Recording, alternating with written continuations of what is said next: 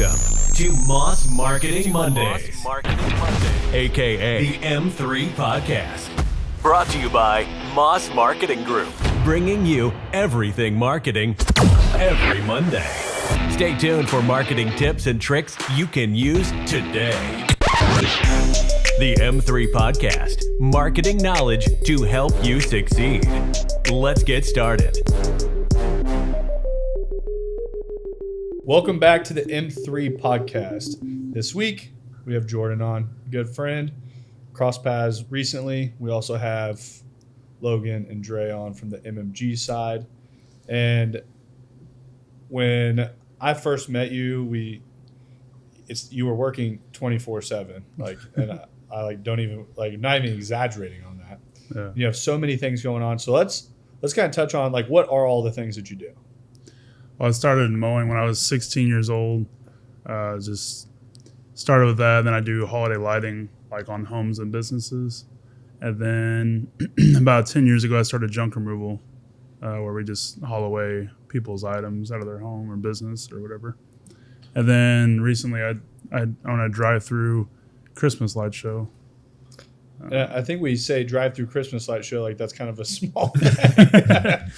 It's huge. It's quite a production, but it's getting better. I just keep adding to it every year, and it's kind of one of those things that hopefully will get me away from mowing and all the other things that I'm kind of burned out on. Yeah.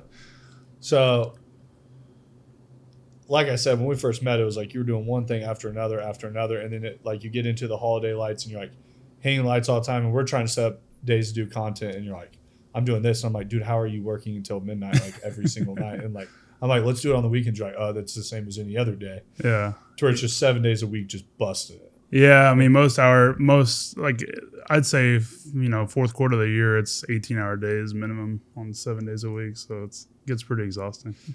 So, where in your life did you get that kind of work ethic? Because I feel like in today's world, it's becoming a rarity to find people with a level of work ethic like that. Yeah. And we see it all day, every day, and companies we work with they point fingers at everything else, and the outside world is the fault. Yep. And it's at the root cause. A lot of times, it's just a really low level of work ethic. Yeah. So, how did you acquire that? I don't know. I've always liked to work. I think everyone thinks I'm crazy because I don't have a bunch of employees working for me, but I just like to work. So, and it's the quality's better if I do it all myself. So, I just never really pulled away from putting in the work. So, 18, 20 years of doing this now, I just keep grinding away. So, what did it look like when you first got into? Actually, let's back up and let's get the full scope up to 16. Mm-hmm. Where'd you go to school? What'd that all look like? And what led you into lawn and landscape? Yeah, I grew up in Blue Springs, Missouri. So, just went all through school there. Started everything, like I said, when I was 16. So, just worked right after school and just kept grinding away. I didn't really do sports. I just worked. I think you were definitely sized enough to do sports. Yeah. Chiefs might want you to walk on.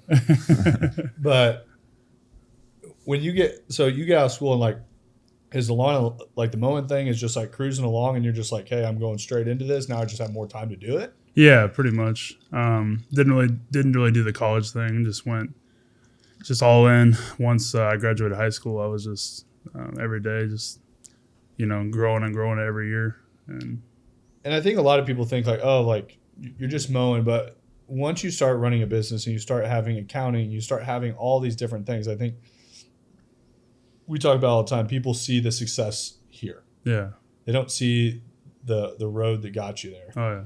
And what were some of those big hurdles that you had right out of school? You go into doing that. Were there a lot of people that said hey, that's not the best idea? Were there the naysayers that were lining up? Yeah, I just learned to never tell anyone my ideas because they usually get shot down or they're going to tell you how you can't do it. So I just like to prove people wrong. Just like my light show, everyone said it wasn't possible and they thought it was a 5-year plan and I did it in a year. So whenever I put my mind to something, I don't let anyone get in the way, and that's pretty much it. So I know when Dane told me about the light show, he's like, we're going to be videoing a light show. I'm like, what? And he's like, no. And then I know he spoke with you before, kind of going into like a lot of the number side. And I'm like, dude, what?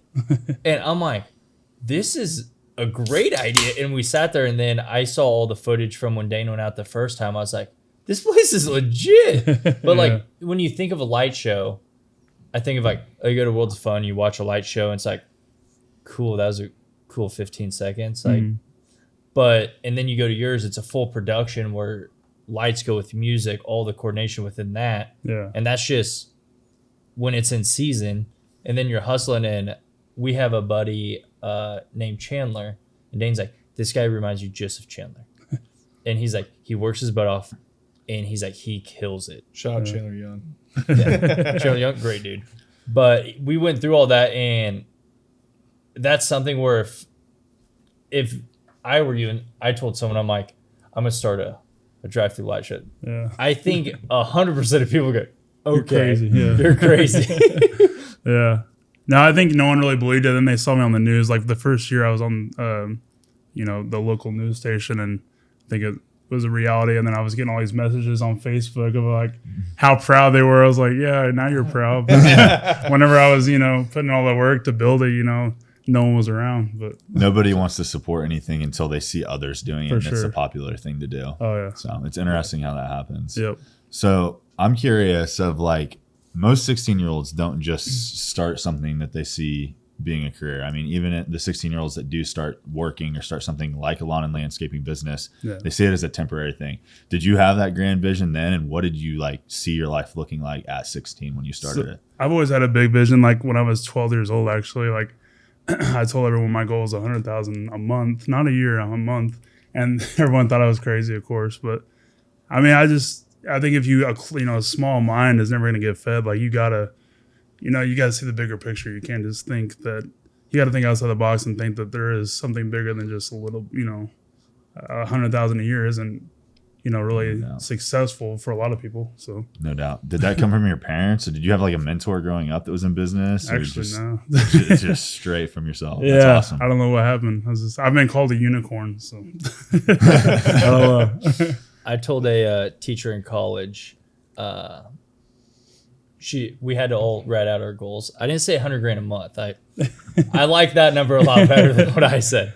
I was like, I want to make 6 figures this year. And she's like, you need to be realistic.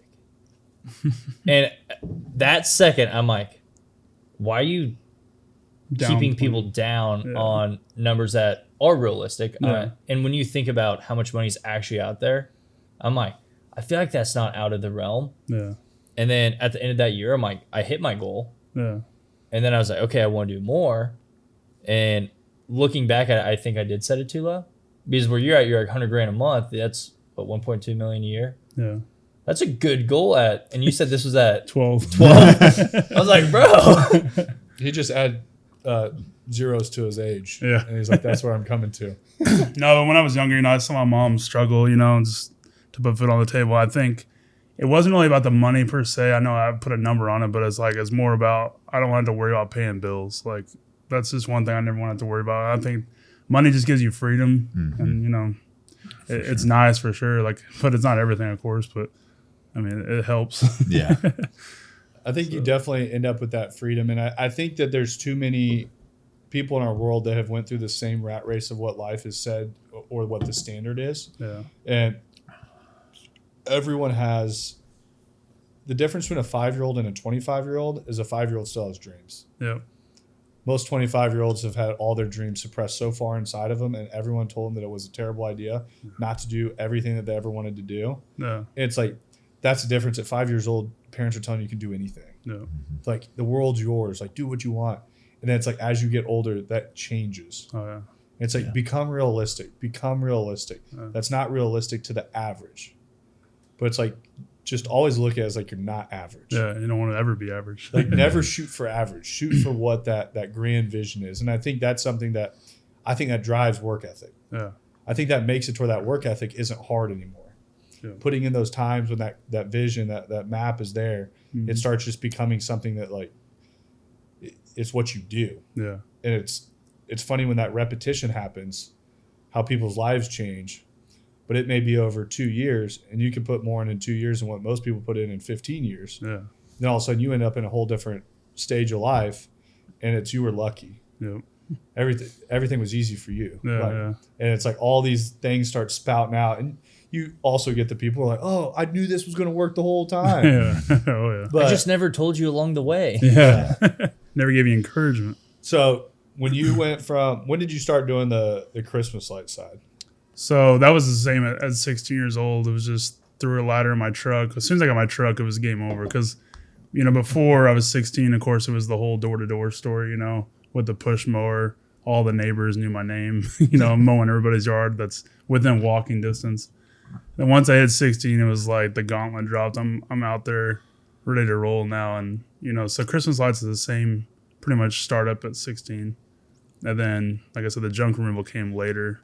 And that was just kind of a filler because I don't like the rest. So in between mowing and lighting, I do junk. So, and I like doing junk removal. It's more of a workout. It's fun. It's, lifting couches and refrigerators and all that. Well, you were built for it, so that's good. I feel like he just says that nonchalantly. I'm like, if you see me trying to lift a refrigerator, it ain't going well.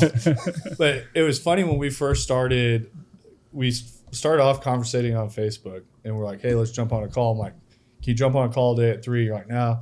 And then I don't think we messaged for like a couple of days, and you're like, hey, can you get on a call tonight at 10:30? I'm like, dude's lost his marbles. So I'm like, yeah, sure.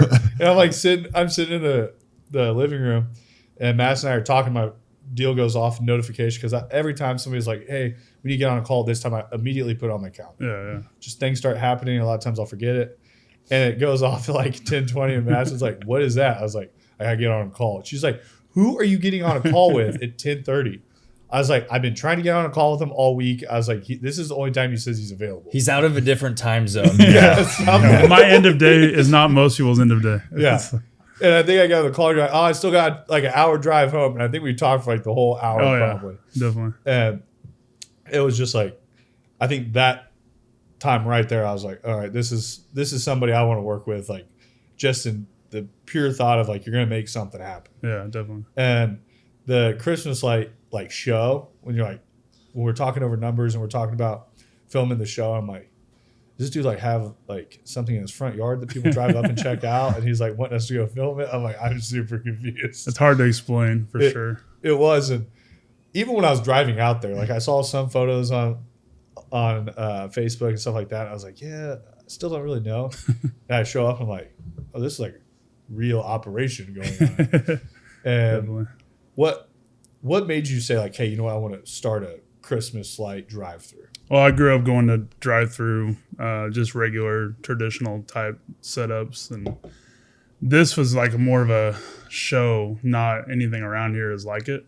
Most of them are just your typical figurines, and I wanted something that was like something different that no one's really seen before. And I've seen one like it like states away, and I was like, I want to recreate that, and so that's what I did. And I think a lot of people, compare me to those drive-throughs, but then they come to this and they're like, whoa, because they don't know what goes with music. Like they think from the highway, they just think it's a bunch of flashing lights. And then once they go through it, they're like, this is legit. It goes to music. It's an actual production and show. So it's nice to bring something different to Kansas City.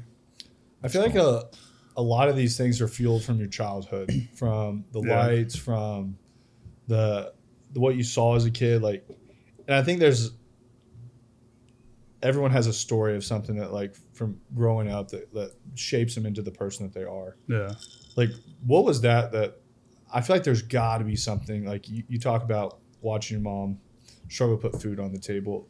Like, what age, like we talk about that 12 number, putting that huge number out there, but was there that work ethic before that? When was that like started fueling, or was it just from the second you can remember? Yeah. I mean, my dad's a trim carpenter, basically a house builder, and I would always work with him, and then my mom cleaned houses, so I always worked with her. We didn't just go to childcare; we had to go work, and so I think at young age, getting that instilled, just that work ethic alone, and then, but just me wanting to navigate my own path too, but never wanting to work for somebody else was kind of like the base of it all. Like I just knew I just never wanted to, and I call myself unemployable because I just can't see myself ever working for anybody again. So. I think once I got the taste of just owning a business, I was like, yeah, this is for me. I feel like that's what a lot of people miss is when you're that age and everyone's like, oh, I'm going to stay home sick. It's like, no, I'd rather be at school because it's like my sick days, I'm working all day. Oh, yeah. That you're like, yeah, I'll go to school. I'm like, I get 8 hours. I can sit down. I bet.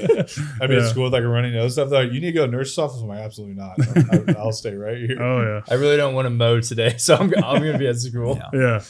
So I think when you head on wanting to work for yourself, it's something that I took that step years ago, but it's also I had to figure out how to navigate that water on bringing people to the table that were the same as me. Yeah.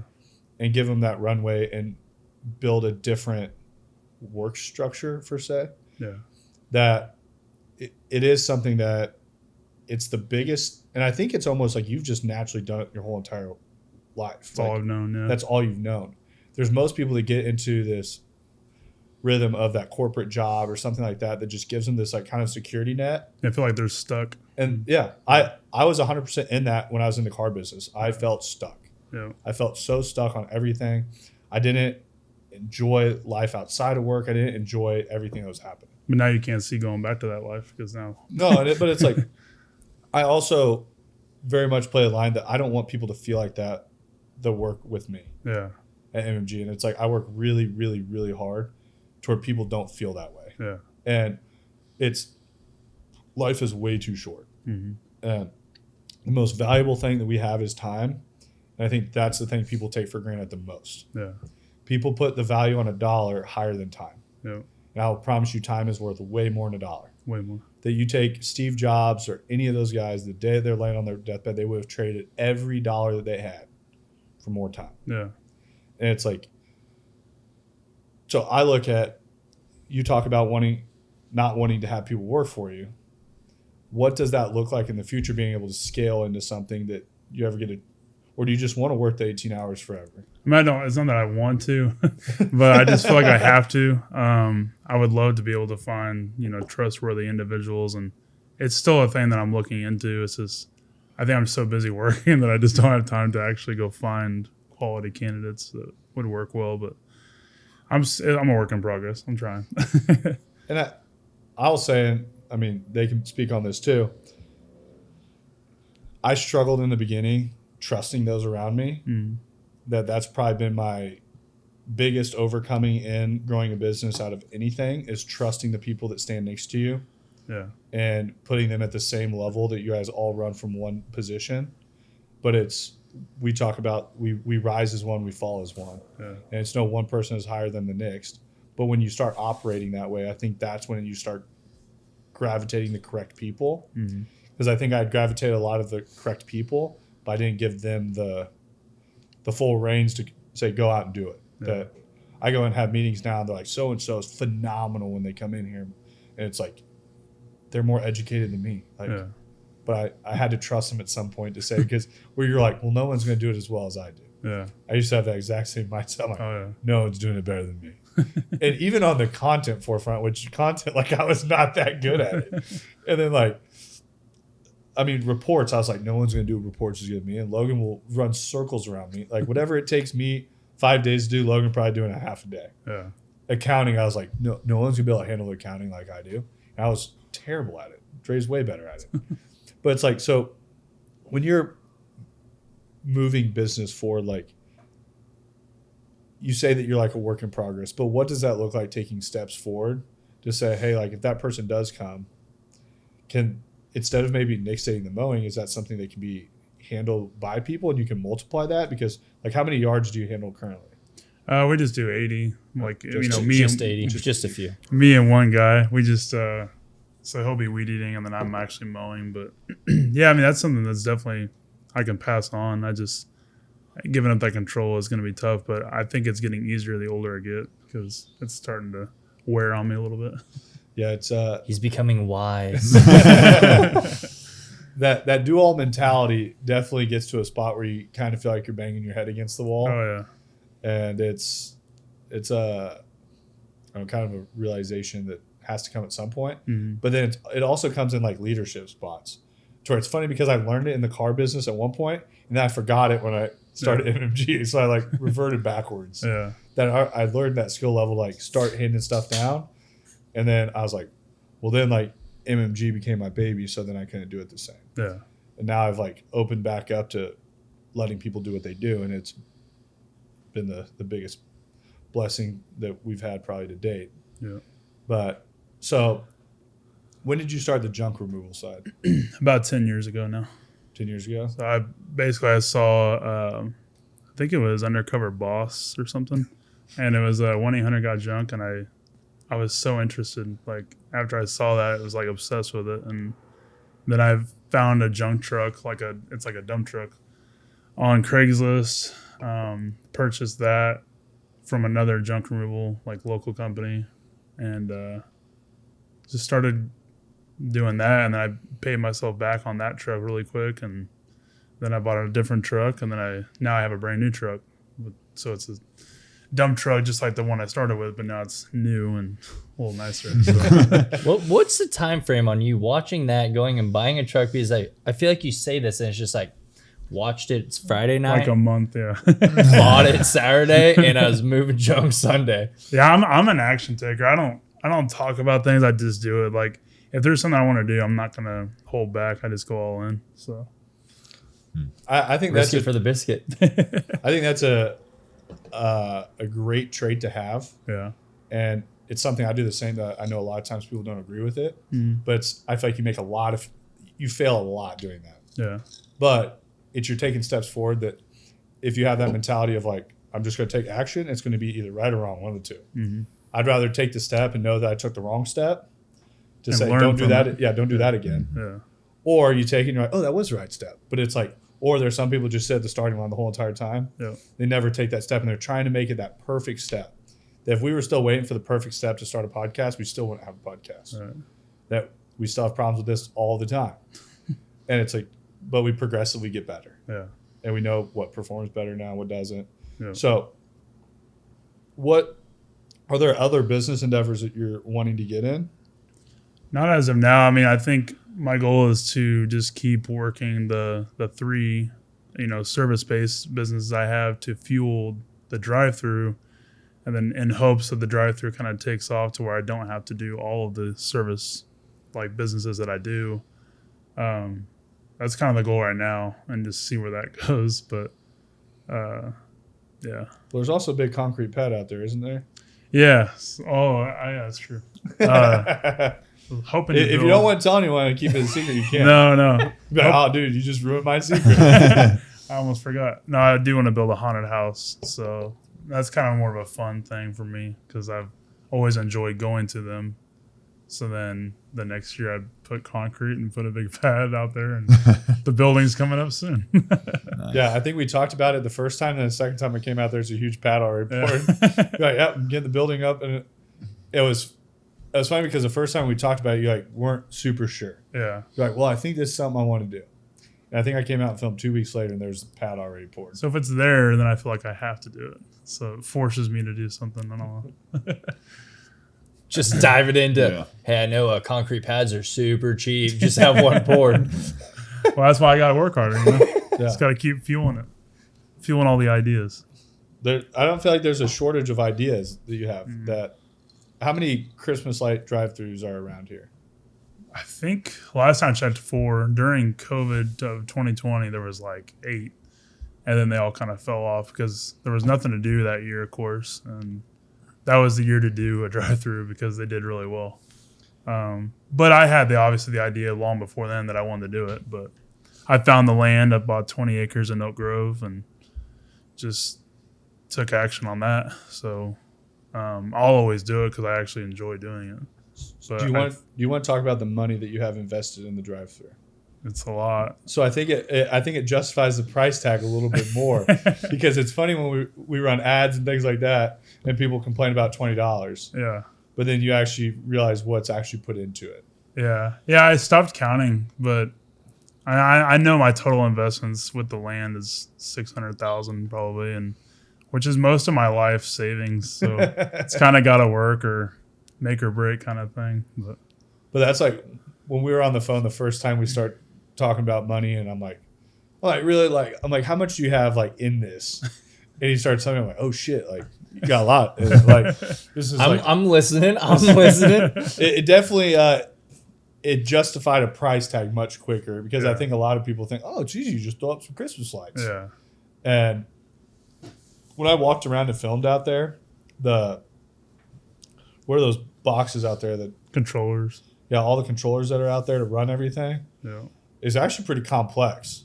Yeah, they're basically like mini computers all over the show. Yeah.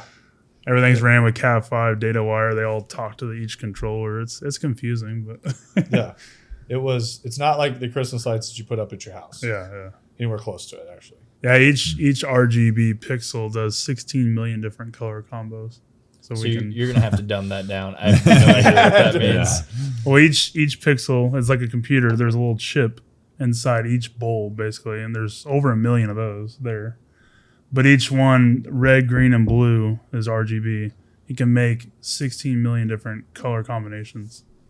So it's pretty wild. So you can do like images, if you put them close together, you can literally watch like a TV screen. It's basically the same thing as a TV almost. Yeah. You can make images on Just it. a much bigger TV. Yeah. When I ran in one of the corners and like a movie like Elf playing on the deal, I'm like, that's pretty cool. And that was just a bunch of pixels pushed into a net and it makes an image. It's pretty cool. Yeah. Sick. So is there any like what do you do with it when it's not the holiday season out there? Is there any It just sits there. Yeah. Yeah. Gotcha. It's a lot of maintenance, you got to keep it weed eated and mowed down, and a lot of people don't see that side of it either when they're complaining about $20 a car. But Yeah. when I'm out there sweating in the summer taking care of the place, I think about it. Do you have to mow the whole 20 acres? So I mow the front 10, which is pretty much where the show's at. The back 10, I just hay bale. Okay. Yeah. Gotcha. At That's 12? still a lot to mow. Yeah. Well, going around all those different obstacles Yeah. it's time consuming. I'm just thinking at 12-year-olds, you're gonna be like, if you could tell your 12-year-old stuff back, you're gonna have a light show. I would have never believed myself. He'd be like, nah, bro. No, I'm a you're dreamer. You're mowing. Yeah, I'm a dreamer for sure. I don't know.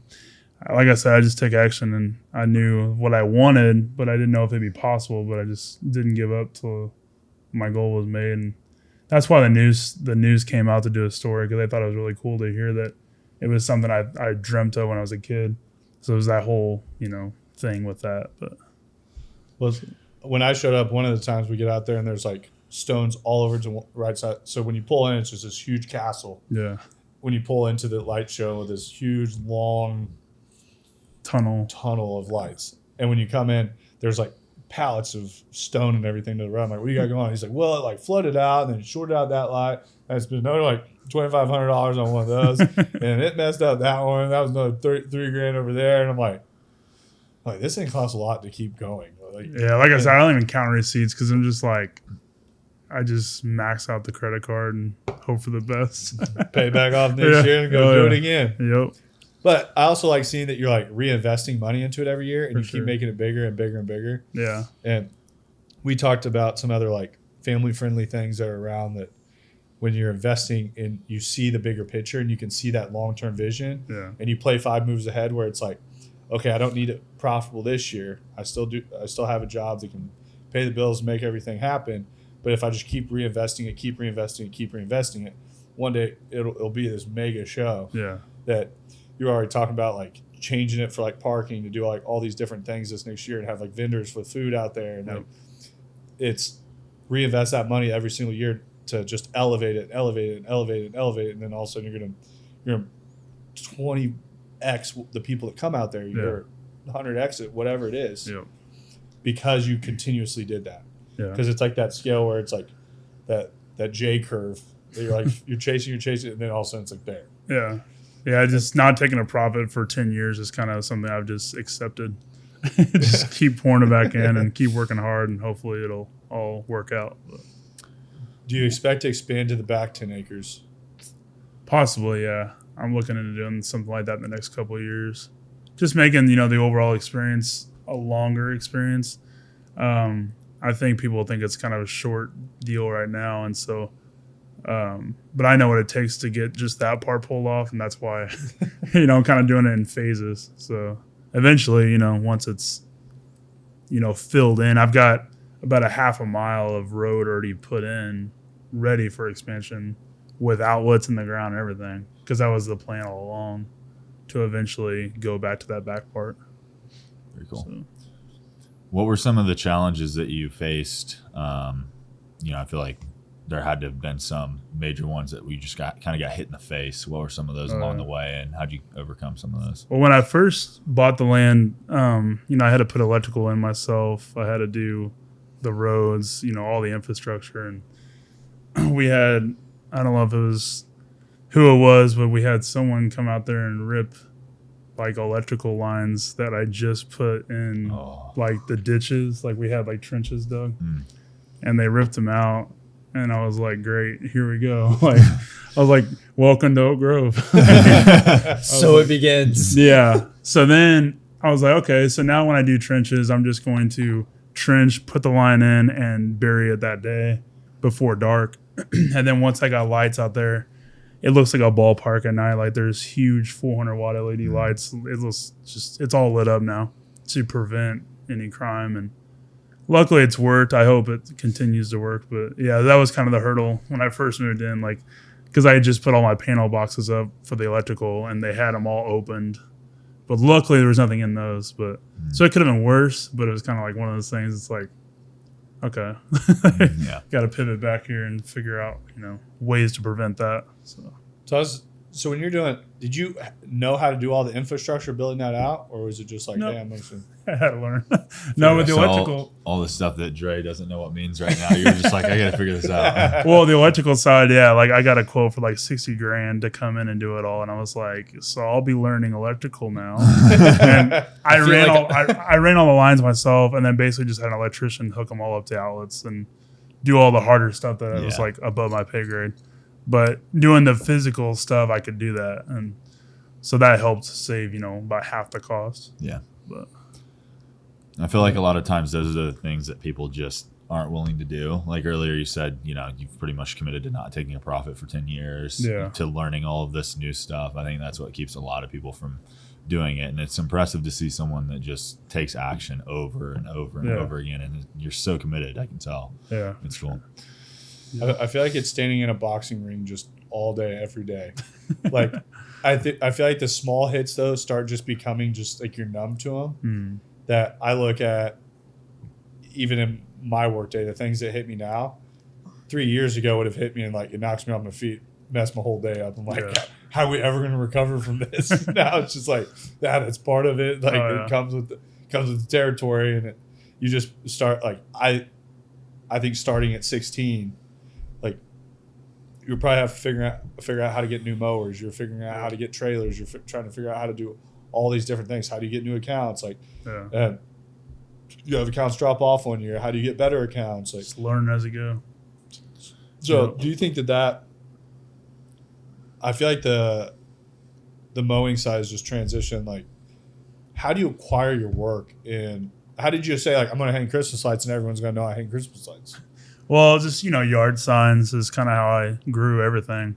Mowing started just going door to door, like I said, and then yard signs helped a lot, so I started doing that, and that worked. And then word of mouth kind of took over. With Christmas lights, word of mouth is huge, and once you do a good job somewhere, they're all going to tell their neighbors, their friends, their family, and so it kind of takes off real quick from there. I think that is a very unique business model.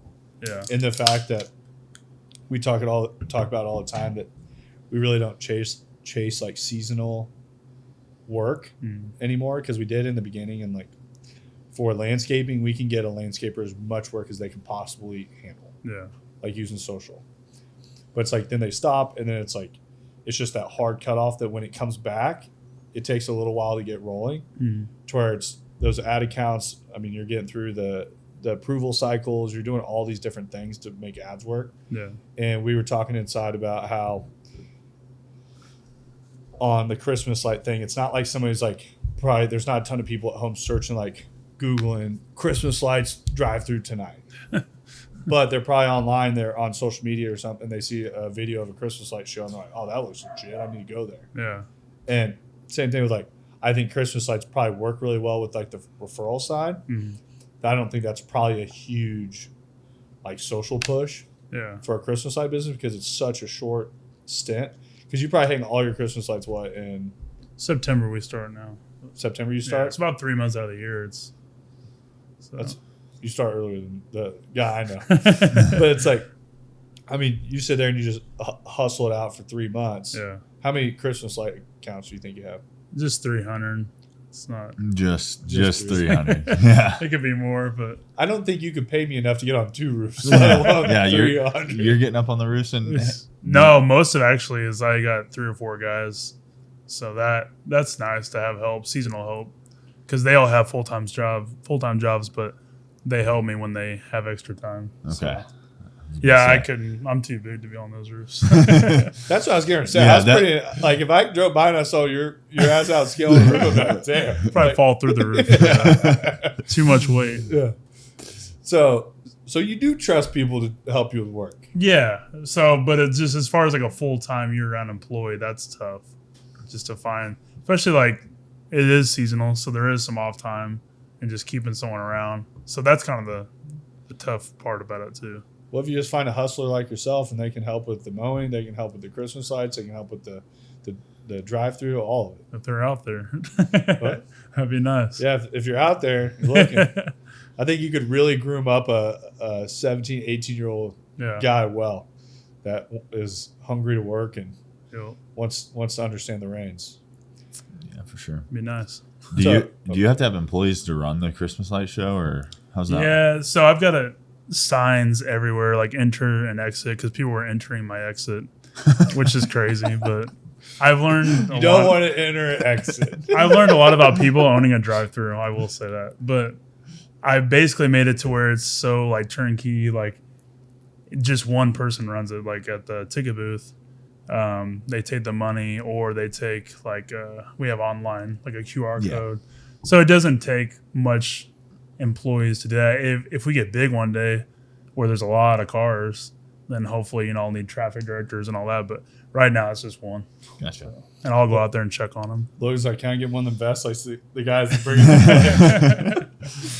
it. Year one, we had that because I was anticipating like a crazy amount of traffic, and it wasn't bad for year one, but yeah, like I was just like, why am I paying all these people to stand around?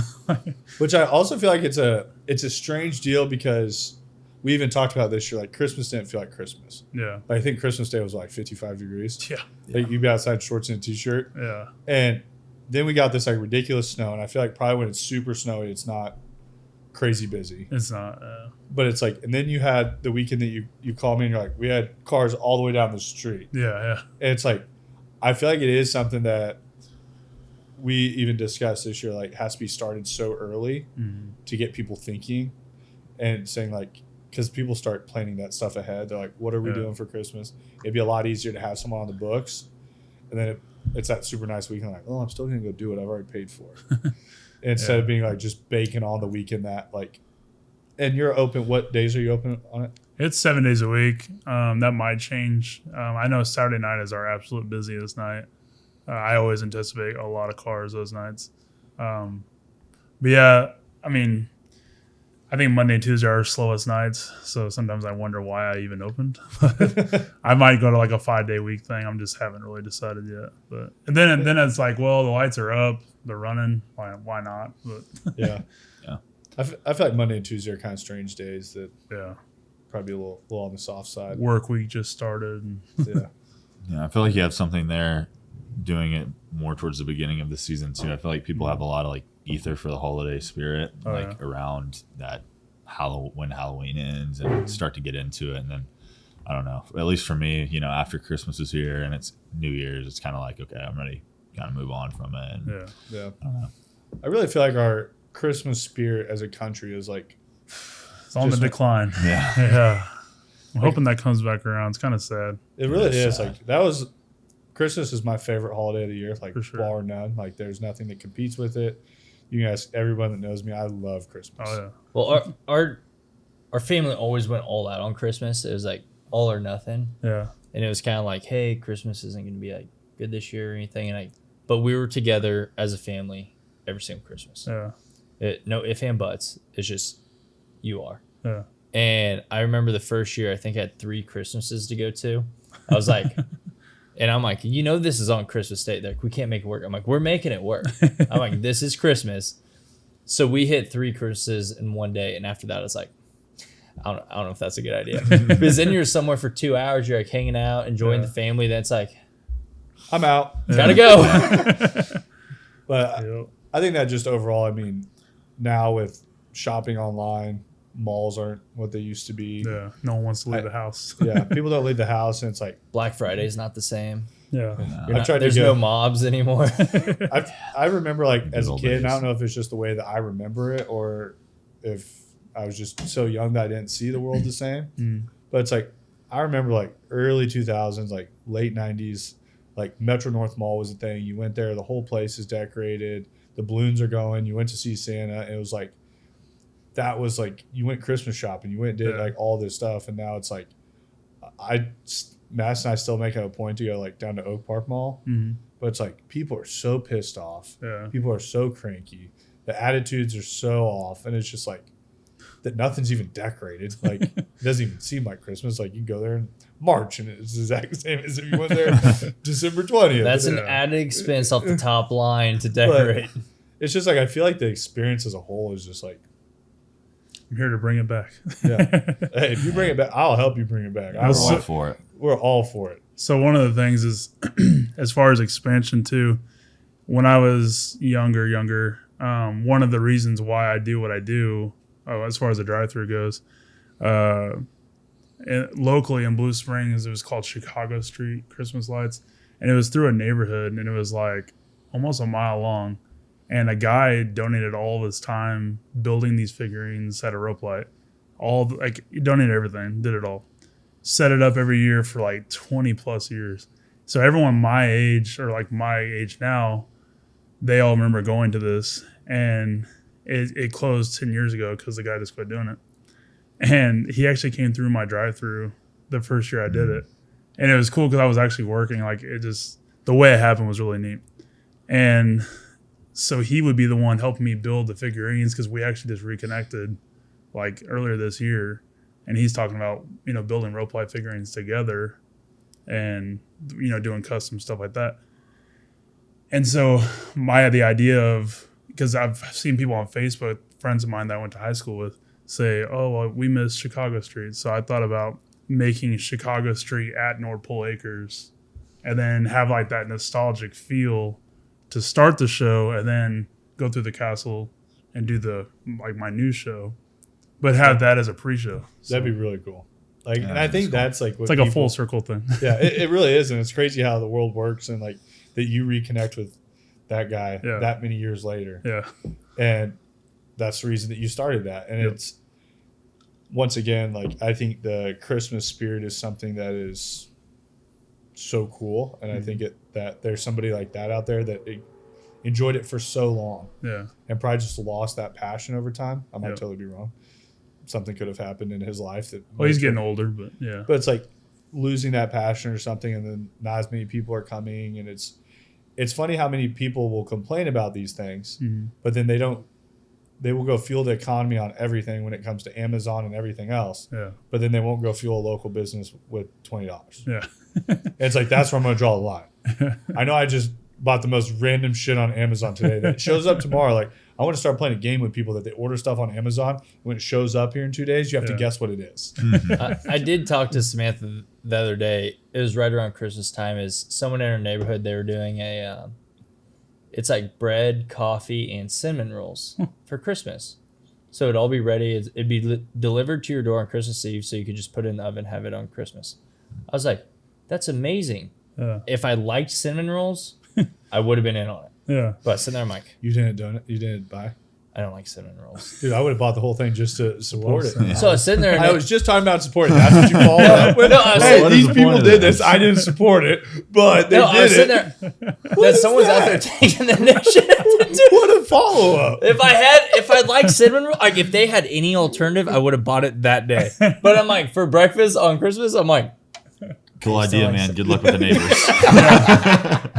hopefully they don't listen. Well, Dre, don't bank on Dre supporting you. He doesn't, if he doesn't like Christmas lights, he's not going to be there. No, I think just supporting the local and doing those things. Like Even if you don't like it, support it. Yeah. I went out there and I was filming, and I pull up, and the girl's like, "Oh, can I help you?" I'm like, "I'm here to film." I filmed the whole thing. I get in my truck, and I went up, paid my $20 to drive through. She's like, "You probably don't have to pay." I'm like, "No, I'm cool with it." Like, whatever it is, like I don't want a discount from people I know. Like, I want to support everyone that I know. That's how I am too. Yeah. And it's like, build something like that. Everyone, like, if I was in Oak Grove, Blue Springs, Lee Summit, like, I would go to that multiple times a year just to make sure it stays open. And I've had a lot of support like that too. That's really cool. Yeah. Maybe next you should reopen Metro North Mall, rebuild the whole thing. Just the exact same thing. I don't think Metro North Mall's there. I know that. I'm saying he's gonna have to rebuild the whole And thing. call it Metro North. Metro North Poles. No, it's like, something. We just need a few $1 billion there. Yeah, I think we can get it built. but it's sad that somebody will look at something that they could buy, and not even just from like that what you're doing, but even just product in general at a localized level. Yeah. That, oh well, that's too expensive. I can buy it cheaper on Amazon. And that's because it's sourced out of a different country.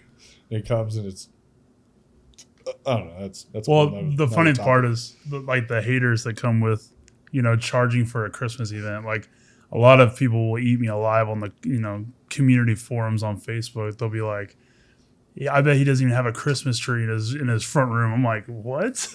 Because I'm charging for a Christmas event. They think it should be free, and I'm like, "I don't think you get how this works, lady. Like, this is a lot of money to put up this thing. I'm asking for a very small, Did you ask them if they could give you a $600,000 check and clear it out? For real. That would help a lot. yeah." Hey, next year, don't charge. Just be like, you have to bring lights. You're gonna Each build it. person, each person brings X amount of lights as a donation, Yeah. so I can build it a lot bigger next year. I'll just forward the whole bill to you. Yeah. Yeah. No, I think that's anything that you're going to do. Yeah. It's taken us a while to even like understand it. That anything you're doing, 50% of people are going to love you, and 50% of people are going to hate you. Oh yeah. It's just You're not ever gonna please everybody. No, and I think it's sad that you have to do that with a Christmas event. Yeah. That with what we put up, I 100% know that it's coming. Yeah. And it just fuels our fire that much more. Oh yeah. And you talk about like proving people wrong earlier. Like that's the best part of it. Yeah. When we started, everyone said our idea was wrong, our colors were wrong, everything that we were doing was wrong. Yep. And I just told them keep watching. And that's like when you build that, and the other thing too is like online, haters are much more vocal. Oh, for sure. Like I don't even know how people do that. Like You're sitting behind a keyboard and a screen. They're like, they'll never find me. Yeah. I see you, Tim Smith, like with your cat. I know what you look like. No, but it's They're probably states away. yeah. I don't even like. I've never even thought about getting on someone's like post I saw, and I'm like, oh, I got him. I'm ripping them apart. Like who thinks like that? Yeah. Just like want to comment negative stuff. I've never understood it either because I'm the same way. Like, I don't Never. know. I mean, Never once. I've trash talk on some games, Yeah. but like I feel like everyone does that. That's different. Yeah. Yeah, that's But then different. you go into the comments on someone's reel, and it's like you see a post, and like you can see the post from some of them, and I'm like, oh, you just look at the comments. I'm like, there's 4,000 comments. I mean, I go and I start reading. I'm like, Oh yeah. but people get eaten alive, and what people don't know is I'm like, you're fueling the algorithm, Yeah. showing that that's a good post. Negative hate and any kind of is Oh, it's yeah. all They say it's 50-50. Oh, yeah. 50%'s good, 50%'s bad. yeah. But But it all helps. it all helps. So that's why I'm like, yeah, keep going. Keep going. It's funny how many times we've talked on the podcast and we've had so many like business owners on here that have just built something from the ground up that's huge. And we talk about degrees all the time. We had a dude leave a review on Moss Marketing Group this last week that he doesn't recommend us. Dude built a spoof account and he was saying something about how I was jealous that I don't have a college degree. I'm like, I do have a college degree. I just don't think it's worth shit. Like that's the thing. I don't think I need it. Like, Yeah. I don't think that the value is there. And people get so fired up every time we The bring value is there if you're a doctor, Yeah.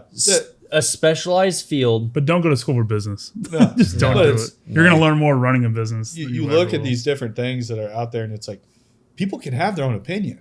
I'm not saying my opinion is 100% correct. I'm just saying that's my opinion. You can have your own, and you can think college is the best thing in the world. Yeah. There's people I know that are my age that are still going to college. Professional They're students. they're professional students. Like, great. If that's for you, awesome. I'm not telling you how to live your life. Yeah. It's like you picked a completely different path, and kudos to you to taking the path that you took. Yeah. That doesn't mean it's for everyone, but it's like everyone has an opinion, and they should be able to voice it. And then when they put it out there, it's funny how the people that disagree with it just start coming from who knows work. where. Yeah. I feel like they crawl out from. I feel like they're trolls that crawl out from underneath bridges. That's what they do is they just sit online and they're miserable in their lives and they just want to talk shit on other people online. It makes them feel better, and it's like it's jealousy. It's they haven't ever taken the steps to do something that they were fearful of, and then people are out there doing it, and it's like, and I really feel like we could make like a poster that all the people look very similar. Yeah. That are the people that are bitching about everything. We talk about like the Karens, and I don't want to go after anyone named Karen because I do know some people named Karen that I do like. But There are some good Karens.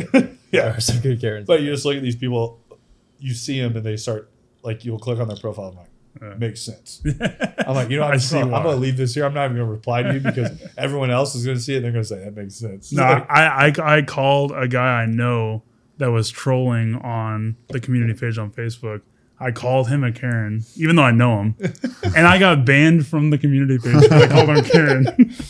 Like it wasn't even negative. I said, "Wow, don't be a Karen." It's about the cheese fireworks celebration.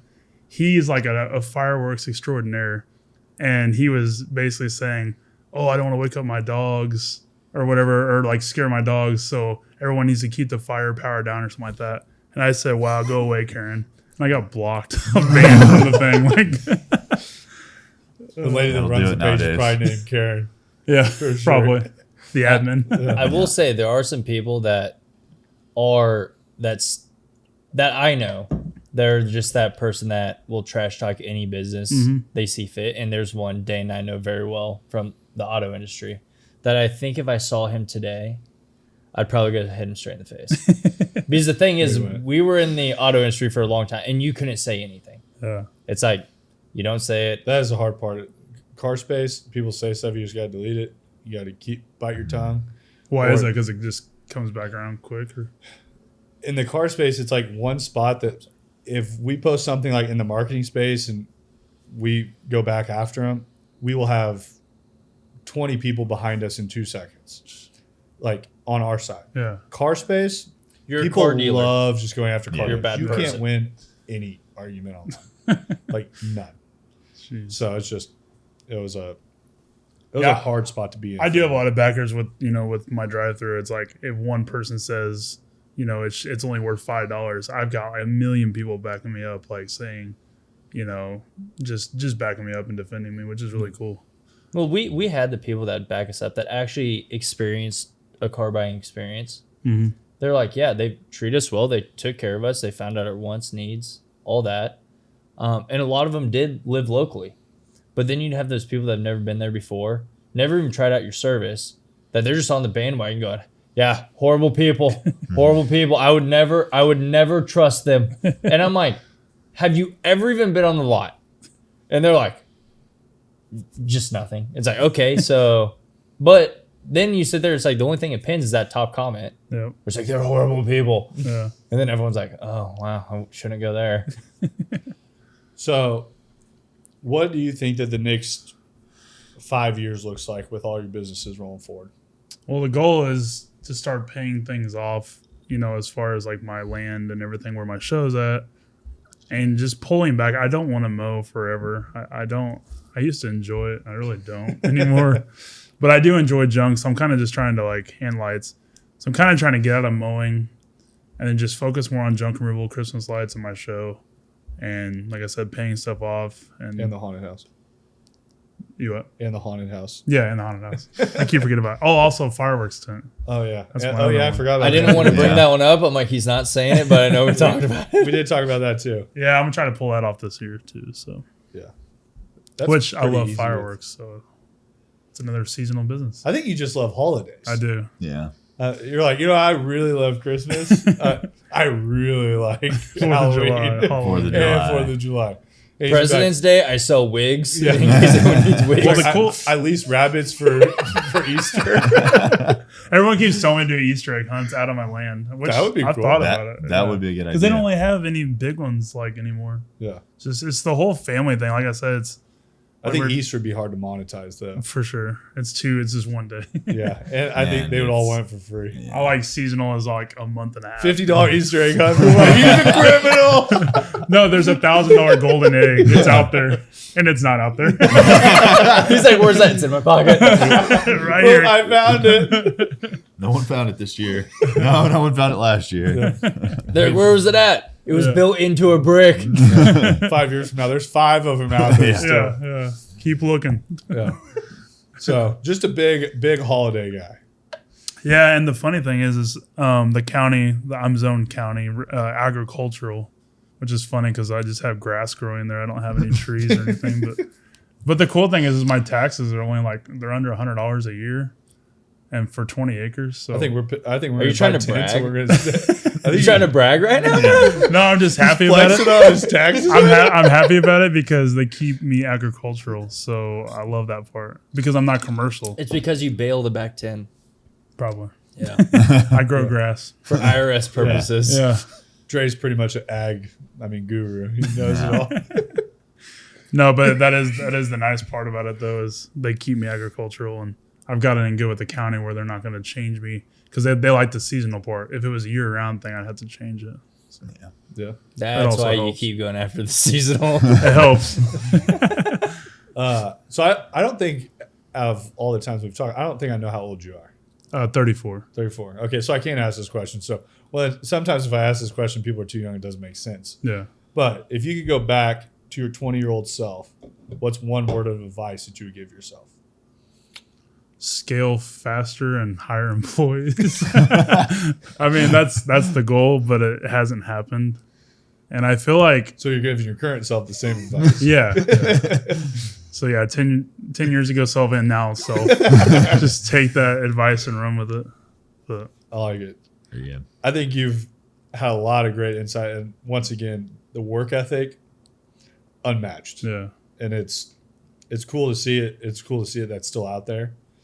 And it's, like I said, we were texting earlier this week about today, and you're like, well, I'm working on this retaining wall. It's nice out. So I'll probably be working on that all night. I'm like, dude, come on. I'm like, you work all the time. We're never going to be able to schedule this. So you're like, you know what? I am going to leave. I'm going to do that. It's going to be a nice break. Yeah, it's going to be a nice It's the first night off I've had in a while. Yeah. He did have to drive up here to go to Menards Yeah. to get all the material. So I made the trip and this. Killed 2 birds with 1 stone. Yeah. You can't waste any time. I don't have a lot of time, so I can't waste any. No, very much appreciate you coming on. Appreciate you having me. I love seeing all the things that you're doing. Appreciate You're it. killing it on the mound. You're killing junk removal. Pumped for the haunted house. Definitely. The Christmas lights, just 300 houses and Yeah, that's commercial it. accounts, just a few.